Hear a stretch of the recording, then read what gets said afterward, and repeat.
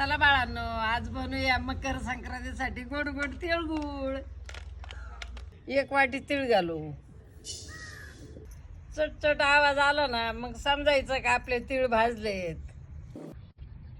2 चमचे पाणी, 1 वाटी गूळ. गूळ इरघाळला, याच्यात 2 चमचे तूप घालू.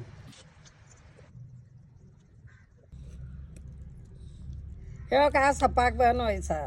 ते तीळ घालू. त्याला आहे ना असं पटपट हलवायचं. ही मिश्रण आहे ना ह्या नॉनस्टिकच्या कागदावर काढू. त्याला पेपरने आहे ना असं दाबून घेऊ. त्याला आहे ना अशा हाताने रिवडी बनवून घेऊ. हे ना अशा गरम गरमच बनवायच्या, नाही तर मग घट्ट बनवत्यात. या बाळांनो तिळगुळ खायला. बाळांनो तिळगुळ खा, गोड गोड बोला.